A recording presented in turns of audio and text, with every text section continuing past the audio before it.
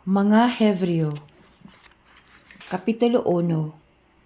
Sa karaang panahon ang Dios sa makadaghan ug sa nagkalaing-laing pamaagi misulti sa atong mga katigulangan pinaagi sa mga propeta. Apan niining katapusang mga adlaw misulti siya kanato pinaagi sa iyang anak. Pinaagi kaniya gibuhat sa Dios ang tibuok nga kalibutan ug gipili siya aron manag-iya sa tanang butang. Naglarawan siya sa himaya sa Dios ug diha gayud kaniya ang kinaiya sa Dios. Siya maoy nagkupot sa tibuok universo pinaagi sa iyang gamhanang pulong. Tapos niya hugasi ang mga tawo sa ilang mga sala, milingkod siya sa tuo sa Dios dito sa langit. Ang anak gihimong labaw pa kaysa mga anghel, ingon nga gihatagan siya sa Dios og ngalan nga halandon pa kaysa ngalan sa mga anghel. Kay wala gayoy anghel nga giignan sa Dios, ikaw mao ang akong anak karong adlaw, amahan mo na ako. Og wala moingon ang Dios, ako mahimo niyang amahan, ug siya'y mahimong akong anak. Sa dihang gipadala sa Dios ang iyang panganay nga anak nganhi sa kalibutan, miingon siya kinahanglan simbahon siya sa tanang mga anghel sa Dios. Ug bahin sa mga anghel, mao kini ang giingon sa Dios. Gihimo sa Dios nga sama sa hangin ang iyang mga anghel ug ang iyang mga sulugoon sama sa nagdilaag nga kalayo. Apan bahin sa iyang anak miingon ang Dios, ang imong trono o Dios mulungtad hangtod sa kahangturan ug uban sa hustisya maghari ka sa imong gingharian. Gigugma mo ang katarong ug gikasilagan mo ang dautan. Busa gipili ka sa Dios nga imong Dios, gilipay ka o gipasidunggan labaw sa imong mga kauban. Mingon usab siya sa sinugdan gibuhat mo Ginoo ang kalibutan ug sa imong kaugalingong mga kamot gibuhat mo ang mga langit, mga hanaw silang tanan apan magpabilin ka. Madaan silang tanan sama sa mga sapot, pilion mo sila sama sa mga kupo ug ilisan sama sa mga bisti. Apan ikaw dili mausab hangtod sa kahangturan ug ang imong kinabuhi dili gayud matapos. Wala gayoy anghel nga giignan sa Dios, lingkod diri sa akong tuo. Hangtod himuon ko ang imong mga kaaway nga tumbanan sa imong mga tiil. Busa, unsa man di ay ang mga anghel, silang tanan pulos mga espiritu nga nag-alagad sa Dios o gipadala niya aron pagtabang ni adtong luwason sa Dios. Kapitulo 2. Busa huptan ta sa dugang kalig-on ang mga kamatuoran nga atong nadawat aron dili kita mahimulag niini. Ang mensahe nga gihatag pinaagi sa mga anghel na matud-an nga tinuod gayud ug ang wala magtuman o misupak niini silutan sa Dios sa angay kaniya. Unsaon man nato paglikay sa silot kung dili kita magtagad niining dakong kaluwasan. Ang Ginoo mismo may unang nagbutyag sa maong kaluwasan ug sila nga nakadungog kaniya nagpamatuod kanato niini. Ug gipamatud-an usab kini sa Dios pinaagi sa pagbuhat og mga timaan sa gahom, mga katingalahan ug daghang mga milagro nang hatag usab sila sa mga gasa sa Espiritu Santo sumala sa iyahang kabubuton. Kay wala himua sa Dios ang mga anghel aron maghari sa kalibutan nga umaabot nga mao ang kalibutan nga atong gihisgutan. Giingon hinuon sa usa ka bahin sa kasulatan, O Dios, unsa ba ang tawo nga gitagad mo man siya? Unsa ba gayud ang tawo nga nag-amuma ka man kaniya? Gibuhat mo siya sa makadiyot nga ubos lamang og diyutay sa mga anghel. Gihatagan mo siya himaya ug dungog nga angay lamang sa hari o gihimo mo siyang magbubuot sa tanang butang. Giingon sa kasulatan nga gihimo sa Dios ang tawo nga magbubuot sa tanang butang, busa naglakip kini sa tanan. Apan karon wala nato makita nga ang tawo maoy nagbuot sa tanang mga butang. Ang nakita nato mao si Jesus nga sa makadiyot na himong ubos sa mga anghel aron pinaagi sa grasya sa Dios ihatag niya ang iyahang kinabuhi alang sa tanan. Nakita nato siya aron nga gihimaya o gipasidunggan tungod sa kamatayon nga iyang giantos. Ang Dios maoy nagbuhat ug nagpalungtad sa tanang butang. Husto gayud siya sa paghingpit kang Hesus pinaagi sa pag-antos aron makaambit sa iyang himaya ang daghang mga anak, kay si Jesus mao ang nagdala kanila ngadto sa kaluwasan, kay sila nga gibalaan ug ang nagbalaan kanila may usa lamang kaamahan. Busa dili maulaw si Jesus sa pagtawag kanila nga iyang mga igsuon, sumala sa iyang giingon, ipailak ko ang imong ngalan ngadto sa akong mga igsuon. Awitan ko ikaw ug mga alawiton atubangan sa katawhan nga nagsimba kanimo. Nag-ingon usab siya, musalig ako sa Dios ug miingon pagayod siya, ania ako uban sa mga anak nga gihatag sa Dios kanako. Tungod kay ang mga anak mga tawo man nga adunay unod ug dugo, si Jesus usab nahimong sama kanila ug miambit sa ilang tawhanon nga kinaiya. Gihimo niya kini aron nga pinaagi sa iyang kamatayon, malaglag niya ang yawa nga may gahom batok sa kamatayon. Sa maong paagi giluwas niya ang tanan nga naulipon sa tibok niyang kinabuhi tungod sa ilang kahadlok sa kamatayon. Kay tin-aw nga dili ang mga anghel ang iyang gitabangan kundi ang mga kaliwat ni Abraham. Nagpasabot kini nga kinahanglan mahimo siyang sama sa iyang mga igsuon sa tanang paagi sa ingon mahimo siyang matinumanon ug maluluyon nga pangulong pari sa iyang pag-alagad sa Dios aron mapasaylo ang mga sala sa katawhan, ug tungod kay nag-antos man siya og gitintal makatabang usab siya kanila nga gitintal. Kapitulo 3. Busa mga igsuon, kung Kristohanon nga gitawag usab sa Dios, tan-awa si Jesus ang apostol nga pangulong pari sa pagtuo nga atong gihuptan. Matinumanon siya sa Dios nga nagpili kaniya sama nga si Moises nagtuman sa iyang katungdanan diha sa balay sa Dios. Ang nagtukod sa usa ka balay mas dakog dungog kaysa maong balay. Sa samang paagi, si Jesus tako sa labaw pagkaayong himaya kay kang Moises, kay ang tanang balay gibuhat sa tao, apan ang Dios maoy nagbuhat sa tanang butang. Si Moises matinumanon sa iyang pagkasulugoon diha sa tibuok balay sa Dios ug naghisgot siya bahin sa mga butang nga isulti sa Dios sa umaabot, apan si Kristo masinugtanon sa iyang pagkaanak nga maoy gipiyalan sa balay sa Dios. Kita maong iyang balay kung ampingan nato ang atong pagsalig ug mapasigarbuhon kita sa atong gilauman. Busa miingon ang Espiritu Santo, kung makadungog kamo sa tingog sa Dios karong adlaw, ayaw paghahia ang inyong kasing-kasing sama sa pagsukol sa inyong katigulangan batok sa Dios.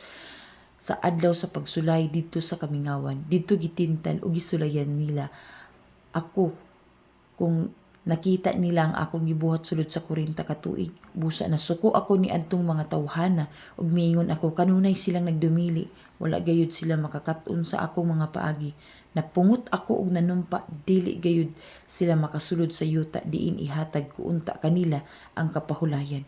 Mga igsuon, pagbantay kamo nga walay usa kaninyo nga magbaton og dautan og dili matinuohon nga kasing-kasing. Mao nya kini ang hinungdan nga mobiya kamo sa Dios, sa buhing Dios. Pag dinasigay hinuon kamo sa matag adlaw samtang may gitawag pa nga karong adlaw, aron walay usa kaninyo nga mahimong masinupakon tungod kay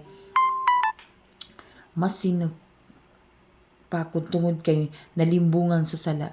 Kay kitang tanan kauban ni Kristo kung magpadayon kita nga lig-on sa atong pagsalig hangtod sa katapusan.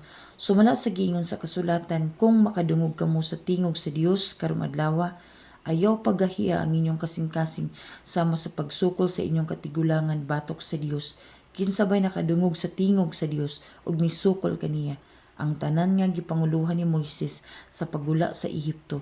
Kinsa may gikapungtan sa Dios sulod sa 40 ka tuig ang nakasala nga nangamatay didto sa dapit nga awaaw sa pagpanumpa sa Dios nga dili gayud sila makasulod sa yuta diin ihatag unta niya kanila ang kapahulayan.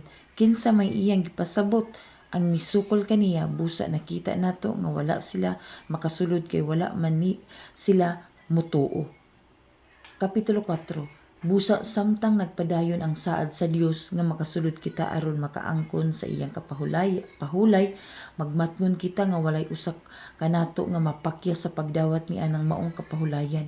Kay sama kanila nakadungog kita sa maayong balita, apan wala magpulos ang mensahe nga nadungog nila tungod kay wala man sila motuo niini. Busa kita nga nagtuo nakadawat sa kapahulayan nga gisaad sa Dios sumala sa iyahang giingon. Napungot ako og nanumpa nga dili gayud sila makasulod sa yuta din ihatag unta kanila ang kapahulayan. Gisulti kini niya bisan kung natuman na niya ang tanan sukad pa sa pagbuhat sa kalibutan. Kay diha sa kasulatan gisgutan ang ikapitong adlaw. Mipahulay ang Dios gikan sa tanan niyang buhat sa ikapitong adlaw. Gisgutan usab kini niya sa iyang pag-ingon, dili gayud sila makasulod sa yuta din ihatag ko kanila ang kapahulayan. Kadtong unang nakadungog sa maayong balita, wala makasulod ug makaangkon sa kapahulayan sa Dios tungod kay wala man sila mutuo. Busa pipila di ay nga mo makasulod ug makaangkon sa kapahulayan sa Dios. Ug nagtagal siyag adlaw nga ginganlag karong adlaw. Nagsulti siya niini tapos ang daghang katuigan pinaagi ni David diha sa kasulatan nga gihisgutan na. Kung makadungog kamo sa tingog sa Dios karong adlaw, ayaw pagahiya ang inyong kasing-kasing.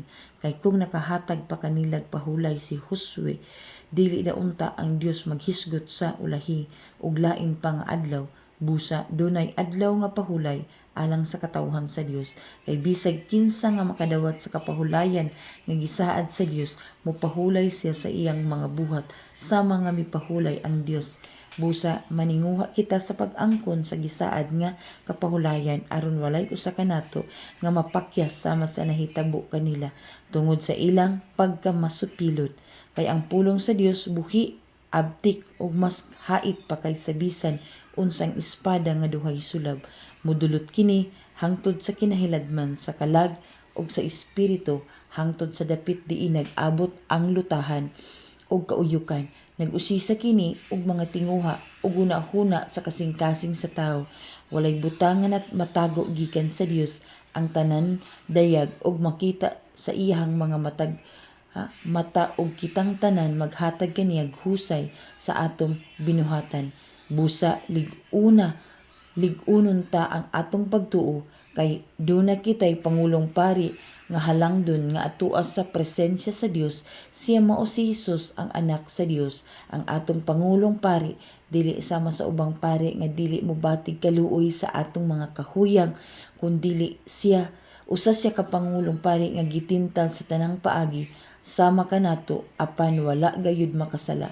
Busa dili kita magpanuko sa pagduol sa trono sa Dios, diin anaa ang grasya, dinha madawat nato ang kaluoy ug ang grasya nga atong gikinahanglan. Ang tanang Pangulong Pari, Kapitulo 5. Ang tanang Pangulong Pari gipili gikan sa katawhan ug gitudlo aron mag-alagad sa Dios sa tanan sa ngalan sa mga tawo. Maghalad siya mga gasa ug mga halad nga sunugon tungod sa mga sala. Sanglit huyang man siya sama kanato, maluoy siya sa mga walay hibang kaagan ug sa mga masalaypon. Kay huyang man siya kinahanglan maghalad siya mga halad nga sunugon, dili lamang alang sa mga sala sa katawhan kundi sa ilang kaugalingon mga sala usab. Walay magpili sa iyang kaugalingon aron mahimong Pangulong Pari, kundi ang Dios mao'y magpili kaniya sama sa iyang gibuhat kang Aaron. Sa samang paagi si Kristo wala magpili sa iyang kaugalingon aron mahimong Pangulong Pari, kundi gitudlo siya sa Dios ug giignan, ikaw ang akong anak, imo na ang akong amahan karong adlaw. Miingon usab siya sa laing bahin sa kasulatan, ikaw mahimong pari hangtod sa kahangturan sa laray sa pagkapari ni Melkisedek sa mga adlaw sa tawhanong pagkinabuhi ni Hesus. Nagampo og nangalipuyo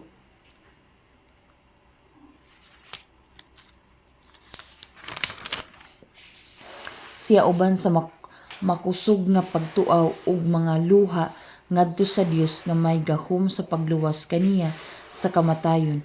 Tungod kay magpaupsanon og buutan man siya, gidungog siya sa Dios, apan bisan og siya mao ang anak sa Dios, nakat-on siya sa pagkamasinugtanon pinaagi sa iyang mga pag-antos.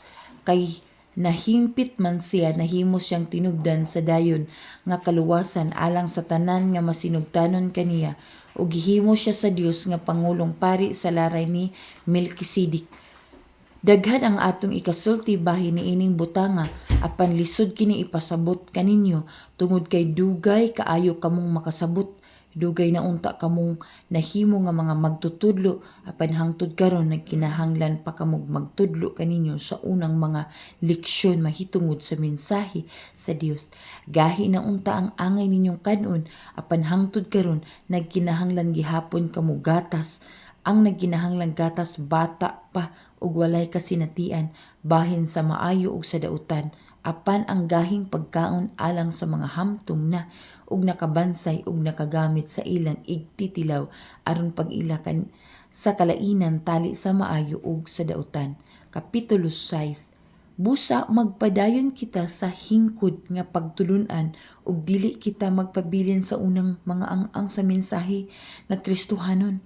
Dili na nato balikon ang mga pagtulunan mahitungod sa paghinulsol gikan sa mga buhat nga musangpot lang sa kamatayon ug ang mga pagtulunan mahitungod sa pagtuo sa Dios.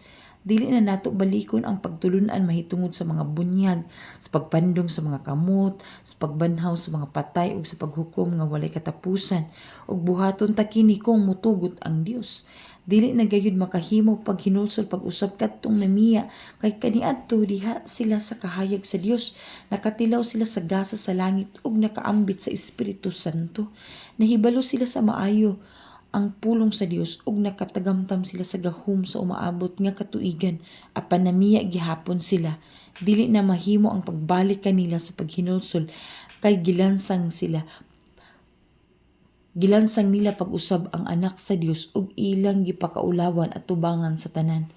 Gipanalanginan sa Dios ang yuta nga mosunyop sa ulan nga matagak niini, ang nagpatubo sa mga tanom aron kapuslan sa giandaman nila, apan kung ang yuta tugkad ug mga tunok ug mga sagbot wala kini kapuslanan ug tunglohon kini sa Dios ug laglagon pinaagi sa kalayo.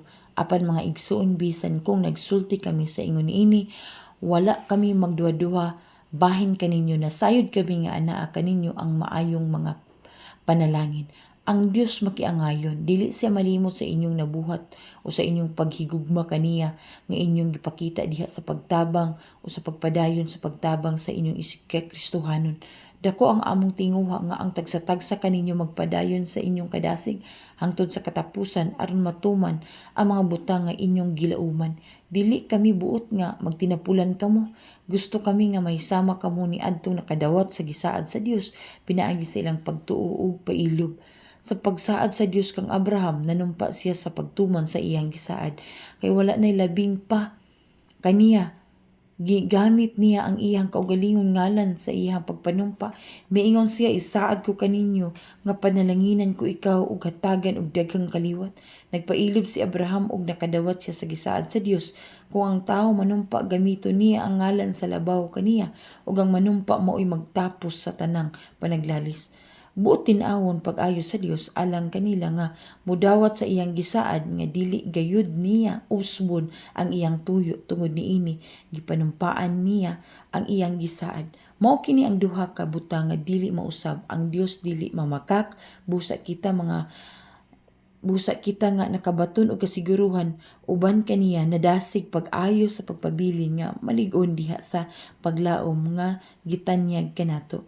Gihuptan nato kining paglauma ingon nga angkla sa atong mga kinabuhi. Siguro kini nga kasaligan milahos kini sa tabil sa kalangitnong templo sa kinasulurang alampuanan.